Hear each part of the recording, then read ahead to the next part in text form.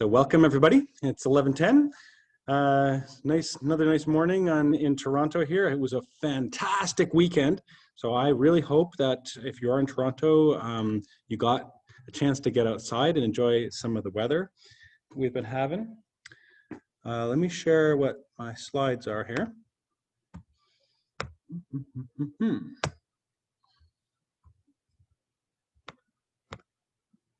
Okay, so here's the plan.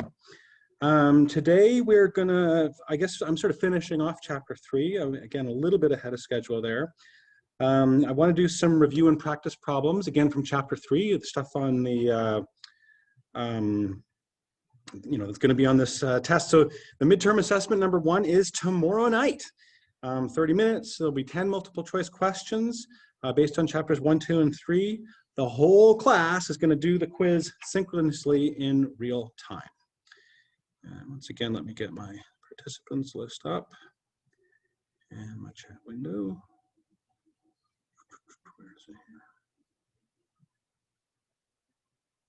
Chat. Oh, you can see the first question. Sorry about that. I guess I better switch slides. No, it's not the real first question.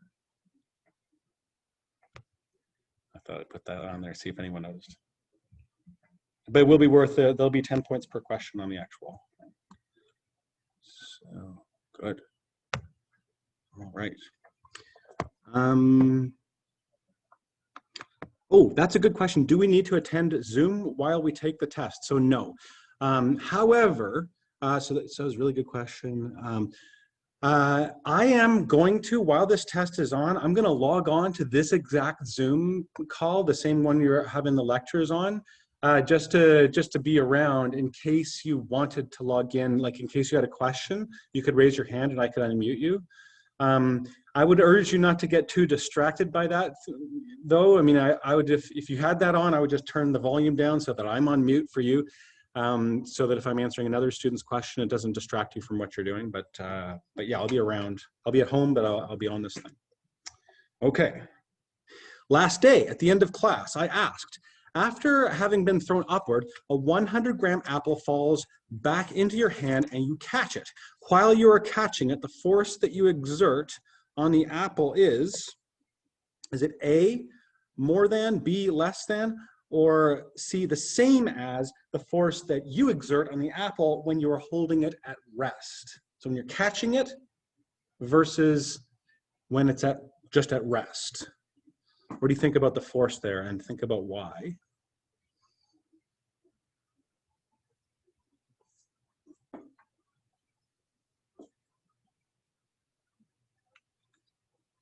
And I'll go through a little force diagram.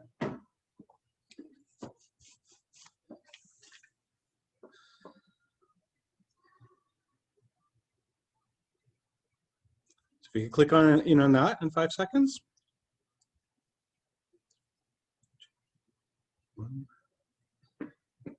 Okay.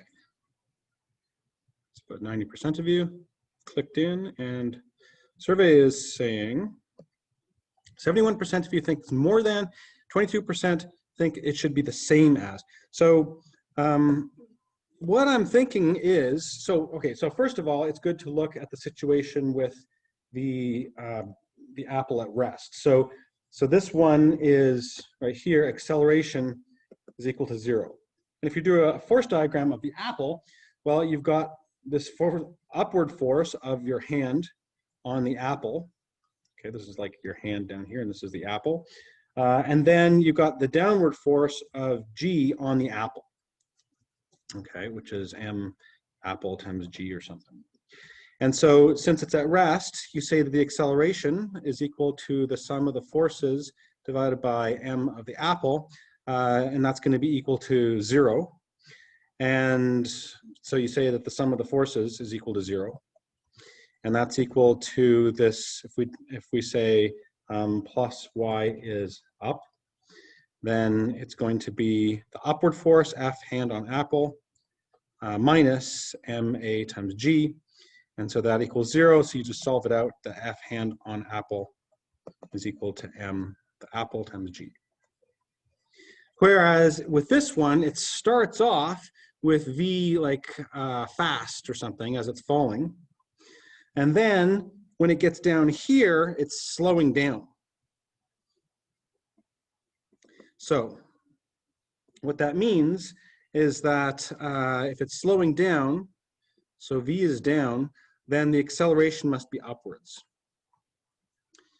Okay, slowing down means that your acceleration is opposite direction of your velocity. So it's the same force diagram, but now we've got an acceleration. So you've got the sum of the forces in the y direction is equal to F hand on apple minus m apple times g. And then this is going to be equal to the acceleration mass times the acceleration. And so minus m apple g. You solve that out, then F hand on apple is equal to m apple times g plus m apple times a sub y. And this is going to be more than m apple times g. It's a little messy, but basic idea is that in order to slow it down, you need to have a greater upward force than the downward force of gravity, because it's accelerating. It's sort of like, it's also similar to one of these elevator questions. As you're slowing down and going down, your weight feels more. This is actually an example that I had planned to show at the end of Friday's class, but I didn't get time. So let's go through it right now. And I've already filled in some of the blanks here for you. But basically, it's a question. You've got 3 blocks are being accelerated upward at 3.2 meters per second squared by a force F that is applied to the bottom block, as shown in the diagram. The mass of the bottom block is 7 kilograms. The middle block is 14 kilograms, and the top block is 21. Okay. Find the magnitude of F. Okay. So F is a force that's acting on all, I guess, on this system. If I draw like a dashed line to find the system as all 3 blocks, then the mass of the system is whatever it is, because 7 plus 14 plus 21 is 42 kilograms. And we need F. F is an external force on the system. So if we do our simplifying diagram phase over here, we just draw a dot for the entire system, and we've got F going up, and we've got m of the system times g is the gravity force pulling down. So there is gravity, and internal forces, like the forces between all the blocks, since they're all within the system, you don't draw internal forces on a force diagram. You only draw the external ones.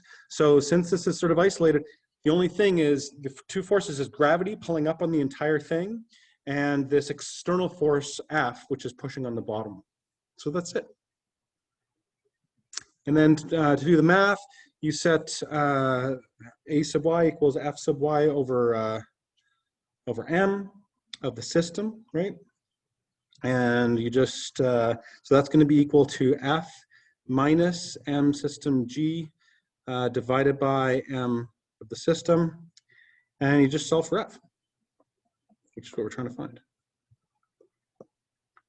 Okay, so you say that, how are we going to do it? We're going to take ms times a sub y is equal to f minus m sub s times g. And then f is going to be equal to ms times a sub y plus ms times g. And you can pull out, I guess, a factor there, ms a sub y plus g. And then the solve and evaluate, you get the F is equal to the mass of the system, which we already found out was 42 kilograms, times a sub y, which is given. That's your 3.2 plus g, which is 9.8. And I got 546 newtons. And I'll just note that this is more than the weight, which was 412 newtons. So if you take 42 kilograms and just times it by 9.8, you get 412 newtons. So again, it's almost like the apple. It's accelerating upwards, so you need a greater upward force than the downward force of gravity. And there was a part B to this question, which is that what is the magnitude of the normal force that the top block exerts on the middle block? So now I have to figure out these internal forces. So the first thing that I did was I set 1, 2, and 3 just to have the notation right. Let's call the top block 1, the middle block 2, the bottom block 3. What we're asked here for is the magnitude of, so magnitude is absolute value of the normal force that the top block 1 exerts on the middle block 2. So you need F1 on 2. And so what I'm going to do is, by Newton's third law, F1 on 2 equals F2 on 1. And since there's only one pushing force on that top block, just from below, the easiest thing is just to consider it as the system. So it's going to set the system as block 1, M1 equals, and then all you have to do is just draw, this is F, well, it's actually F2 on 1, and this is F, G on 1, which is just M1 times G. So that's my force diagram for the top block. And so then you say A sub y, which is still your 3.2 meters per second, is going to be F2 on 1 minus M1 times G, all divided by M1. And we're trying to solve for F2 on 1. So it's going to be sort of similar, right? You're going to say that it's M1 times A sub y is equal to F2 on 1 minus M1G. You've just sort of, and don't forget that F1 on 2 equals F2 on 1, the same magnitude by Newton's third law. You're just going to get M1 times A sub y plus G. So I got, it's equal to 21 kilograms for solve and evaluate times 9.8 plus 3.2. So I got F1 on 2 is equal to 273 newtons. And let's just turn the lights on.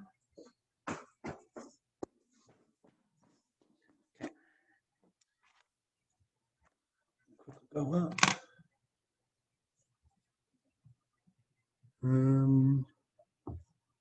Yeah, so so Natalia, I got the same answer for A, but I isolated each box as a system and figured out all three forces one by one and then added them together. Yeah, if it worked for you, if you got the answer a different way, there's lots of different ways to do that. That seems like it should be okay, as long as, once again, that force on the bottom block, yeah, is F. So yeah, I like that. There's other ways to do this. Sounds right. Get the Q&A. Yeah, so Arshia, why do we set both accelerations in the same direction? So since this is a kind of called an acceleration constraint, since all three blocks are attached to one another, they all have the same acceleration. And also the whole system has the same acceleration. Just all three blocks are accelerating upwards. And so I can just use that same 3.2 for any of the individual blocks. Yeah, so and Don was asking, shouldn't the question be find the normal force that the middle block exerts on the top block? Right, that wasn't the question. The question was find the normal force that the top block exerts on the middle block. But then I used, since it was easier to consider the top block, I used Newton's third law, which was that they're the same, to compute the easier one. But you could do it by just considering the middle block.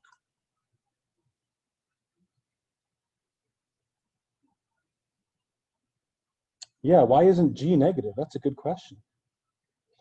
I think what I did is so someone asked me a really good question, Logan. So the number G is 9.8, and I consider that to be a positive number. But when I do my simplify and diagram phase, I draw the force of gravity as being down. And that takes into account this negative sign. So in all these, whenever I draw the letter G, I mean positive 9.8. But the direction is taken into account by the arrows there. So those are awesome questions. And Arpit, you've had your hand up for a long time. Do you want to unmute? Yeah, Professor, can you hear me?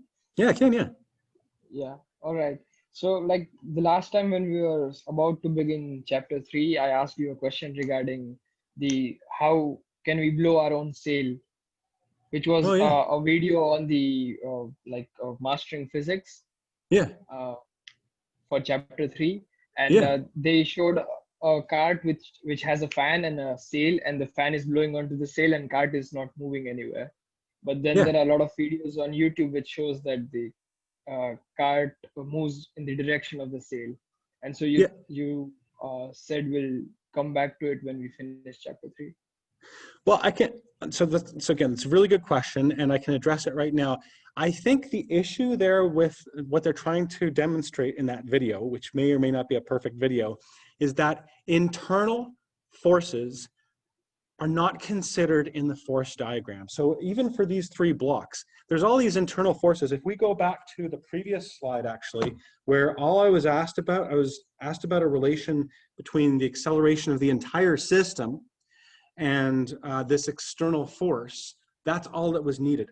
And this simplifying diagram, all it is external forces. So if you've got a fan on a cart and you've got a sail right here, and you think that the wind from the fan is going to blow that sail, I don't think it can really move it, right? It can't accelerate in either direction because there's nothing external in that interaction. You've got a fan blowing onto a sail. The sail is attached to the cart, the fan is attached to the cart, they're all just sitting there. You would have to have some external force of wind on that whole system in order to move it. So you'd need to have some wind kind of leaking around the edge of the sail or something to actually make it accelerate one direction or the other.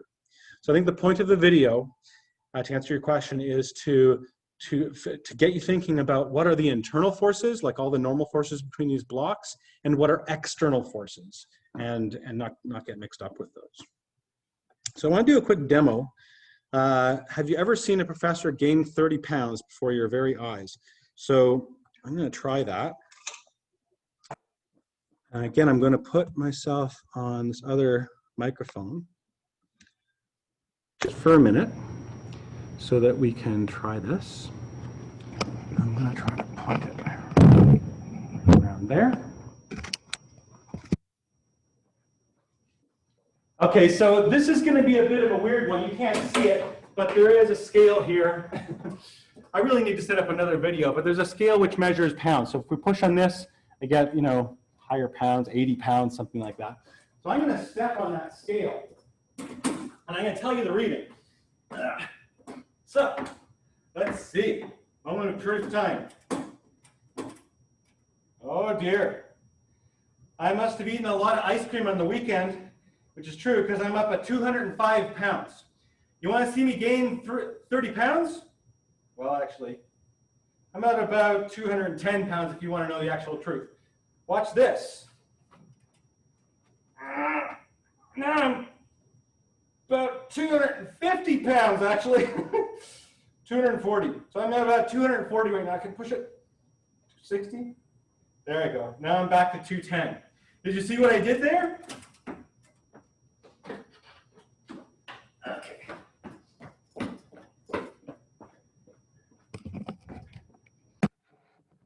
That's my demo of the day.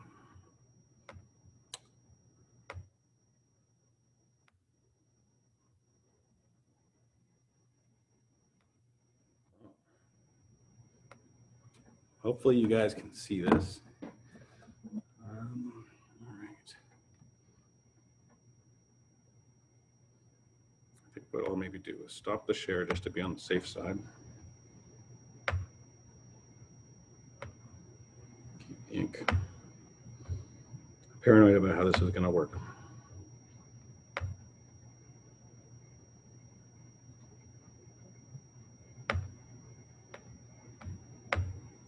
So I'm talking about self-adjusting forces. And okay, so some forces, like the force of gravity, have an equation for them, for which it gives the correct magnitude. But not all kinds of force have handy little equations like F equals mg. Normal force, which is the one we were just measuring on the demonstration, and tension are self-adjusting forces. There is no set equation for these. Normal force is whatever is required to keep me from breaking through the table. And tension is whatever is required to keep a string from breaking, okay? And so in these cases, when you're trying to solve for normal or for tension force, you have to draw a force diagram, is really what it should say there, and you have to figure it out using equilibrium and Newton's second law for what the needed force is. So let me show the chats here. Okay. Oh, switch the microphone. Thank you for that. Forgot.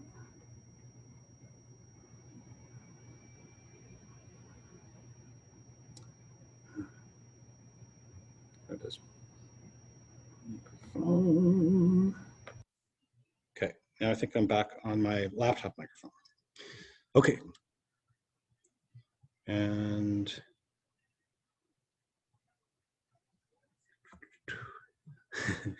thank you. And actually, Lauren, did you want to unmute yourself? You have your hand up. Hi, can you hear me? Yes, I can. Okay, I just had a question about the blocks. I'm just getting a little lost with it. I've done a couple questions like that, but I'm not sure sort of the way you came to the answer. Like, I don't know, could you explain how you kind of worked the equation out to find the answer basically? Mm-hmm. Well, I can. I think what I'm going to do is, like, it's a really good question. I think, can you say that again is an excellent thing to say during a lecture. And, you know, I can go back to it a little bit. But basically, I'm going to do a couple more examples coming up. I think maybe that's a little more useful because you can always go and look at the YouTube as well if you wanted to review how I did this one. Sometimes it looks a little bit like magic, but basically the whole idea is you read the question carefully. That's kind of step one. Step two is you're trying to figure out what they want. What is the magnitude of the normal force the top block exerts on the middle block? Okay, so you try to write that down in your sketch and translate. You try to write down all the important information. And then I just have to come up with some strategy how I'm going to solve for that.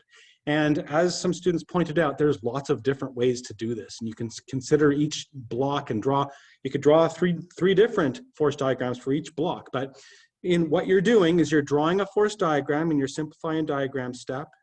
You're drawing all the forces that are acting on that object, your system, all the external forces.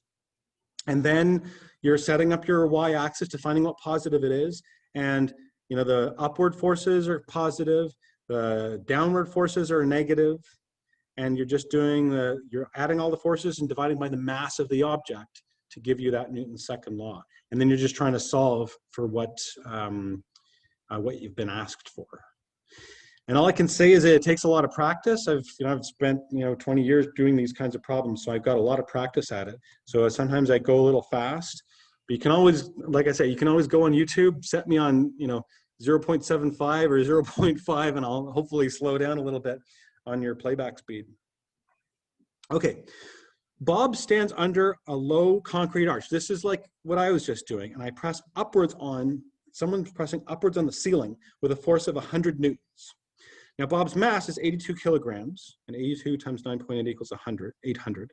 So that means that his weight, the force of gravity on Bob, is 800 newtons down. What is the normal force of the ground on Bob? Now, this is one of these questions where you could do a whole bunch of work, or you could first scan through the 5 multiple choice answers you've been given and see if you can eliminate any of them. And if you can eliminate 4 as not making sense, then you can just go to the 5th one. If 4 of them don't make sense and are wrong for sure, then the 5th one must be right. You click next and you're on to the next question. It's one of these time-saving methods that you can use in a multiple choice question like this. So let me see what you guys think.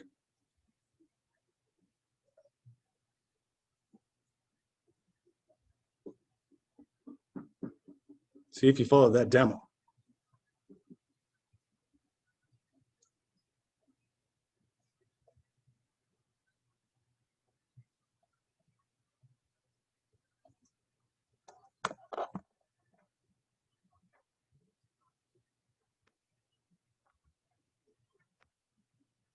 Okay.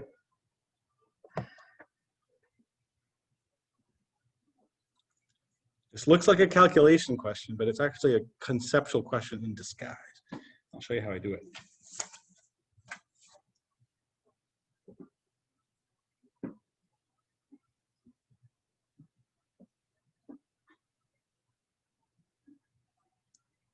Okay. 5 seconds. 4, 3, 2.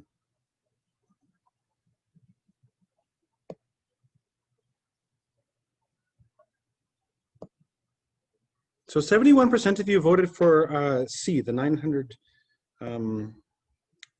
newtons. So, and I think that's what I liked as well. I think it was C, upward. That's the normal force of the ground on Bob. So what I was doing is I was saying, if this is the arch or something like that, let's switch up to blue. Okay. If I call that the arch and this Bob or something like that, then this 100 newtons upwards is the force of Bob on the arch. And so what that means is by Newton's third law, there's a force F arch on Bob equals 100 newtons down. That's an external force on Bob. So when I pushed up on the ceiling was pushing down on me with an equal and opposite force. And so you define the system is Bob, and then you just draw all the forces. So there's F of A on B. That's a normal force, right?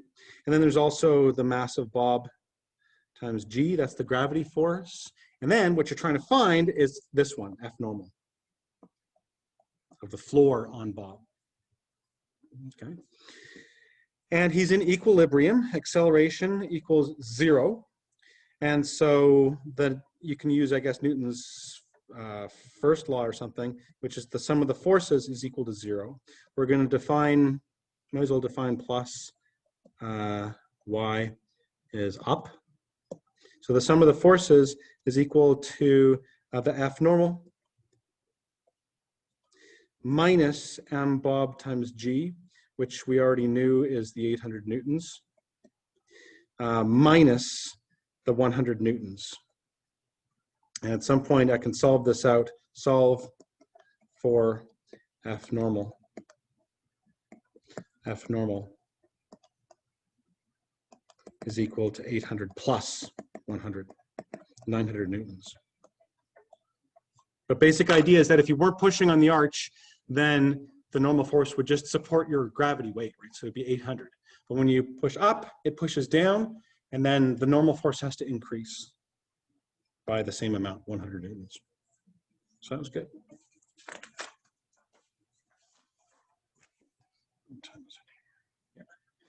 Okay, and I do want to leave some time for a few examples.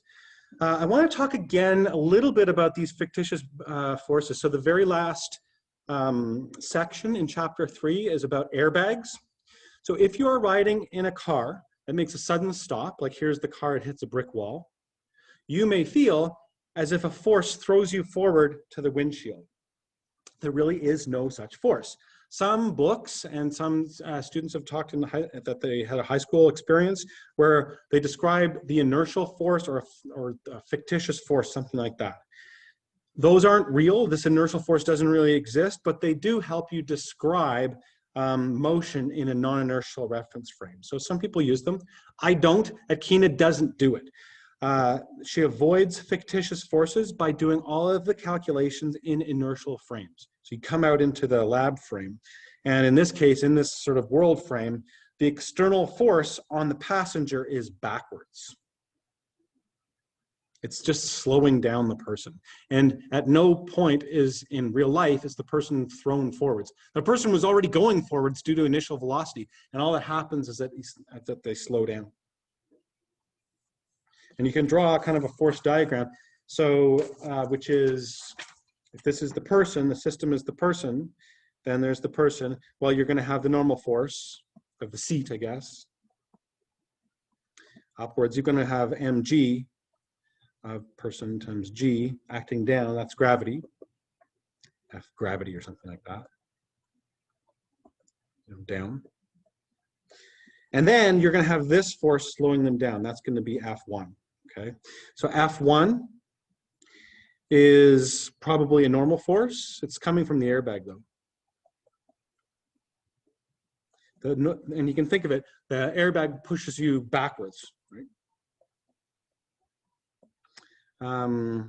The airbag pushes the passenger or the driver, whatever it is, backwards.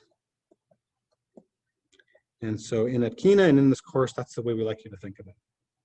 Because the acceleration is this way. Okay, so the sum of all the forces is to the left. Okay.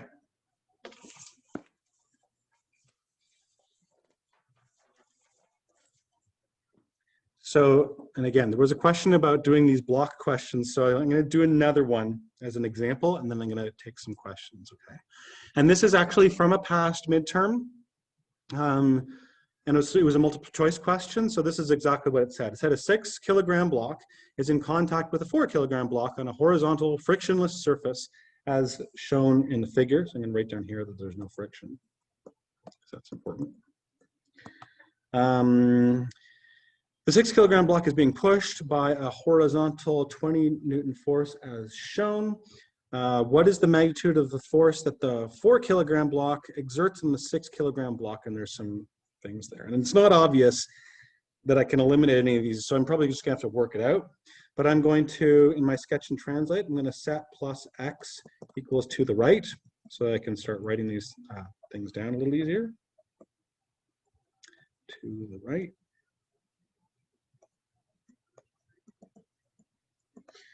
I'm also going to label this one 1 and this one 2, just to, again, kind of simplify things. We've got, and I'll say F is equal to the 20 newtons plus 20 newtons, that one. And then we've got M1 is the 6 kilograms, and M2 is the 4 kilograms. And what we're trying to find here is the magnitude of F of 2 on 1. And then, but also by Newton's third law, this equals F2 on 1 equals F1 on 2. So whatever's easiest to calculate, that's the one I'll do. So what I'm going to do is the strategy here, which I'll write down in the strategy, is I'm going to use the system equals both. I'm going to solve for a sub y, because that's not given. And then I'm going to then use system equals the easier one, which is going to be mass 2, since there's only one external force on that one. System equals m2, and then solve for F1 on 2. I'd rather solve for 1 on 2 than 2 on 1, because mass 1 is getting pushed from both sides, so there'll just be 3 forces. And you could do it that way, but it's just a little longer. So the system is both. The force diagram looks like this. You got F normal on both.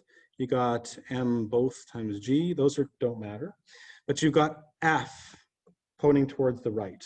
So the sum of forces in the x direction is equal to m of the both, I guess, times a sub x is just equal to F.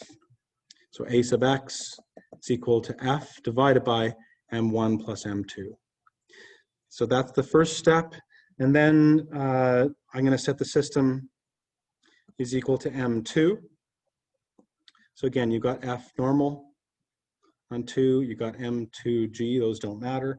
And then you've got this force, F2 on 1, as being the only horizontal force. And so you've got the sum of the Fx is m2 times a sub x, which we already know, which is equal to F2 on 1, since it's the only horizontal force. So it's m2 times a, which was F divided by m1 plus m2. Okay, so I can just take this a and sub it in to here, because that was a sub x. And then solving it out, F1 on 2 is equal to 4 times 20 divided by 4 plus 6. So I got 8 newtons. So C. Oh yeah, and I guess if you want to do 3 significant digits, then it's 8.00 newtons. F1 on 2.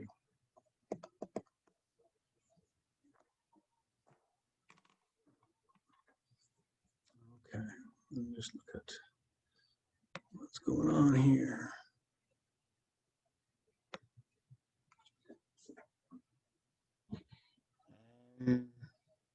When we subtract the 20 newtons, I'm not quite sure. Yeah, I'm hoping that when I define plus to the right, that these Newton's laws that I wrote were right. Oh yeah, why? So Mia, why is F1 on 2 the same as F2 on 1? So you're asked about magnitudes, and by Newton's third law, the force of 1 on 2 equals the force of 2 on 1. They're just in opposite directions. So I always calculate the one that's easier. And the one that's easier is going to be the block that has the fewest number of external forces on it. So that's a good question. Oop, scroll down here. Oh, that's a good question. What is the magnitude of the force that, oh yeah, that's a really good question. So someone has noted that I may have messed this up. Yeah, I did it exactly opposite of what you're supposed to do. So, thank you. This was supposed to be F1 on 2, because I was doing the free body diagram for 1. So in red, I'm going to make the correction. That's wrong. So this is equal to this on 2. And then I used Newton's third law to say that 2 on 1, which is what we're trying to find, is equal to this one. Okay, by Newton's third law. So sorry about that. It's a bit, it's just a bit sloppy of me. I defined the system as being block 2 and found F1 on 2, and then I used Newton's third law to do what we were asked for, which is the magnitude of the force of 2 on 1. So this should also say 2 on 1. Sorry about that. You guys are good. Okay, let's do another problem here, again with blocks, just to give you guys lots of practice. 2 masses, M1 and M2, are joined by a string. An upward pulling force of magnitude F is applied directly to M1. Okay. As a result, both blocks accelerate upward with acceleration magnitude A. While accelerating, the tension in the string has magnitude of T. If F equals 36 newtons, A equals 2.2 meters per second squared, and T equals 24 newtons, what is the mass of M1? Okay. And again, they give you the answers here, but none of them at all is obvious. I'm going to have to do some work. So let's just do it. Okay, so I'm asked for what is the mass of M1, And so I feel like I'm just going to look at M1. I'm given almost everything. So let's just try to define the system as M1 and just do the free body diagram for that. We also, let's be careful and define plus y equals up. We can, if we want to, remember to draw a little dashed line around M1. So just to remind us that there's external forces, tension will be pulling downwards. This F string from above will be pulling upwards, and there's also going to be gravity. So actually that's kind of a lot of forces, but there's nothing we can do about that. So the simplifying diagram, let's do the force diagram. That's what we always do here, of M1. So there it is. So I've got that string pulling upwards, that's F. I've got the tension pulling downwards, that's T. And don't forget, I've got M1G, which is gravity, which always pulls down. So that's it. So represent mathematically, you just use Newton's second law, which is that A sub y is equal to the sum of the y forces divided by the mass of 1. So you just write it all out. It's going to be F minus the T minus the M1. I put F as positive because since it's pulling up, T is negative because it's pulling down, and M1G negative because it's going down. And then don't forget to divide by M1. And what do I want to do here? I just want to solve for M1. I've got an equation. Solve for M1. So it's a bunch of algebra, but let's just do it. M1 times A sub y is equal to F minus T minus M1G. Let's gather all the M1s on one side of the equation and everything else on the other side. So M1 times A sub y plus M1 times G equals F minus T. I can pull out a factor of M1. M1 A sub y plus G is equal to F minus T. And then solve it. M1 is equal to F minus T divided by A sub y plus G, which is equal to 36 minus 24 divided by 2.2 plus 9.8. So you just type all that into your calculator. Oh my God, I got 1. Right? Oh, good. So that's one of the answers. So it's A. Okay, and 2 significant digits. So M1 equals 1.0 times kilograms.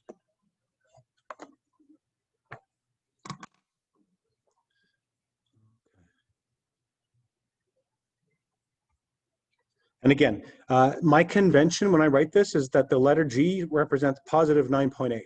And the whole trick was in this step, when I wrote down Newton's second law, and I was summing up all the y components of the forces. If the forces were up, I put a positive number here. If the forces were down, then I put a negative number here. And so negative M1 times G, it's only going to be negative if G is a positive number, right? So don't also plug in negative 9.8 for G, or it'll be an upward force. Doesn't the tension account for mass 2? This is Duncan's question. So right, M2 is providing that tension, but I don't care about M2 in this problem, and I was given tension. Tension is 24 newtons, so that's why I didn't have to think about the situation for M2. So that was a little easier. But yeah, you'd have to do the force diagram for M2 if you wanted to really figure it out. Will Quercus crash if 800 plus students write the test tomorrow at the same time? No, Quercus will not crash. And if it does, then we'll have to figure out what to do from there. Please don't worry about those things. I think it's gonna work out. So once again, people are getting stuck on why G isn't negative. So certainly gravity is a force, F sub G, which points down in my force diagrams. I put it M1 times G. That's a downward force. So if I'm going to do the acceleration in the y direction and sum up all the y components of my forces, the gravity force is a negative in that equation. But if I do all that stuff and then way down here, I plug in a negative 9.8, then the negative times the negative will cancel, and I'll actually be talking about an upward force, and that won't be good. I'll get it wrong. So G is positive 9.8. And the negative is taken into account right here. It's easy to get mixed up with negative signs in physics. You just got to try to get used to thinking about what you're doing.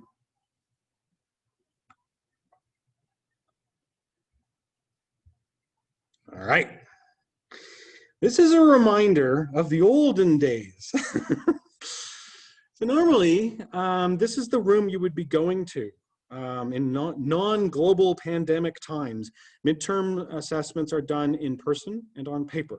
We book a big, huge room in the exam center at 255 McCall Street. It's quiet in there for 2 hours. Everyone comes in. Everyone must put their bags and cell phones at the side of the room.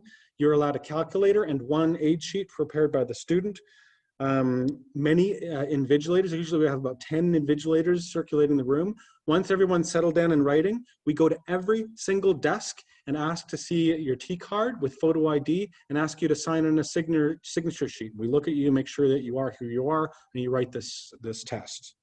And this is something that we do in order to ensure the rigor of this degree, and that is, that people are doing what they're supposed to be doing and learning physics and demonstrating that you personally have learned this physics and are able to solve these problems. So I'm just going to point out here that we have this global pandemic, and even yesterday, 5,000 people died from this, and it's physical distancing is helping to slow the spread of this infectious disease. So by avoiding gatherings, by wearing your mask, by reducing non-essential travel and trips outside our homes, we are helping. And this whole pandemic would be much worse if we were not doing all of these measures. So we're going to continue doing that and keeping this course online. But I want you to keep that in mind when I'm talking about all the crazy rules for this quiz tomorrow. Okay. So each of these half-hour online assessments is worth between 10 and 12.5% of your mark in the course, depending on how many homework credits you get. The lowest of the 5 assessment scores will be dropped. It's based on the top 4. This assessment will become available on Quarkus to start at 8:10 p.m. tomorrow evening, Toronto time. So about 32 hours from now. If you are registered for the alternate sitting, then you do the whole thing exactly 2 hours later. If you miss the assessment, you get a 0. The assessment is open book. Your allowed aids include the course notes, videos, and Google searches for static web pages. Okay. Someone said that they wrote a little code or put an Excel spreadsheet where they could calculate something quickly given a problem of that kind. That is also allowed. It's like a calculator, right? However, you must work on these assessments individually. You can't have group work or chats open with other students during the assessment. And I would advise you not to do that. Once you start, it starts a 30-minute timer. The assessment ends when your timer runs out, or at 8:45 p.m., whichever comes first. So I have set sort of a 35-minute window, but the test itself is 30 minutes. You will see one question at a time in a random order. You must submit each answer by clicking next in order to see the next question.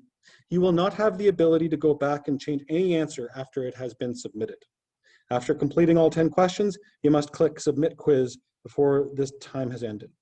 And this may seem kind of draconian, like I'm evil or something like that to do this to you, but you should think about what we normally do during non-pandemic times. We take your signatures and put you in a room. So we're not doing any of that. Instead, we're doing this. So I am sorry, but everyone's doing it, so we're just going to have to do it. There will be 3 conceptual questions and 7 numerical questions. You will need a calculator or Excel or something to do the numerical questions. You should have a pencil and paper ready for rough work. All the questions are multiple choice tomorrow, and they will be marked automatically.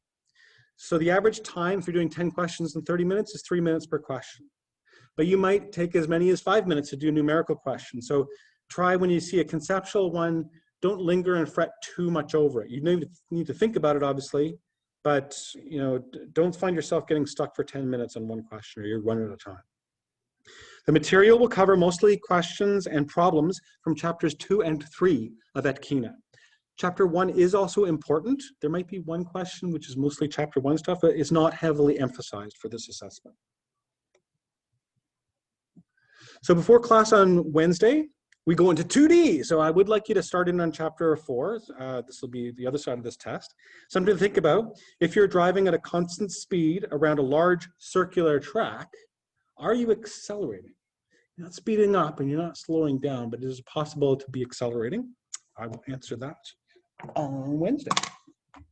So good luck. And like I say, I'll be back in this Zoom room during this quiz tomorrow. So if you feel like logging on, and if you have a question, you can raise your hand and I'll try to answer questions just to help clarify things or something. But I'm not going to be teaching physics during the quiz, but I'll be around. So good luck. And I'm going to turn off the recording and then look at the hands. So let's do